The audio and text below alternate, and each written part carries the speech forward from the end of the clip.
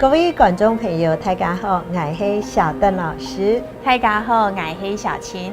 小邓老师，今天摄影棚背景传过来的音乐好特别，好好听哦。系哦，今本日好好自家天使好演节目，你要来老观众朋友介绍亚述客家传统手条，嘅歌曲啊，真嘅当好听哦。在我们浩客之家电视学院的节目单元里呢，收看率最高的就是客家音乐文化系列的歌曲，不论是客家的传统小调歌曲，或是传统三大调，或是流行歌曲，点阅率都好高哦，可见音乐无国界呢。小琴，我老你讲哦，我从沙期大學啊，教嘅學員都當地認識哦。我哋嘅節目單元介紹馬嘅歌曲啊，我嘅學員啊，全部係我教馬嘅歌嘅，甚至呢有桃園新竹嘅觀眾朋友啊，透過面書啊來簽到我哦，係我寄我嘅歌唱嘅專輯本記。哇，可見得這媒體的傳播力量呢，真的是無遠弗屆哦。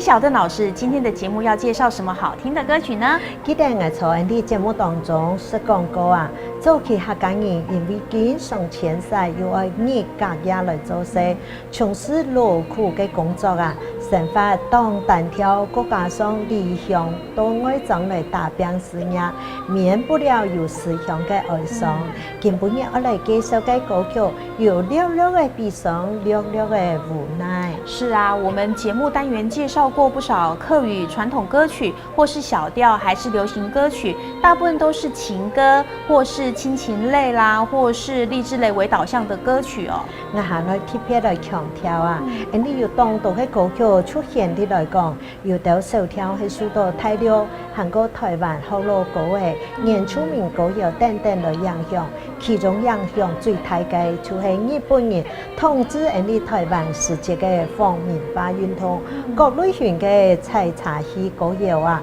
都數到大啊。嘅時節啦，日本人認為客家歌曲歌詞要當到唱到阿哥啊、阿妹啊，就禁得唔本人唱，好得民間人士利用做山當做些時節啦，嘅山啊白度巷，日本人過唔到啊，佢咩差唔多，就按樣來保存到也到客家山歌、客家手條等等，也到客家山歌手條。普遍承認客家人嘅心中，也成為早期客家人日常生活嘅娛樂。哦，所以說，不管是客家山歌或是客家小調歌曲，它應該是客家的常民最大的娛樂功能。我已經迫不及待要來欣賞今天的客家歌曲嘍。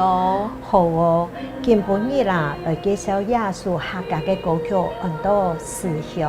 我今年呢也當好聽亞述歌嘅，佢老一個離鄉思鄉。這種無奈嘅心情啊，全部表現出來，每隻情感都會本記口奏樣。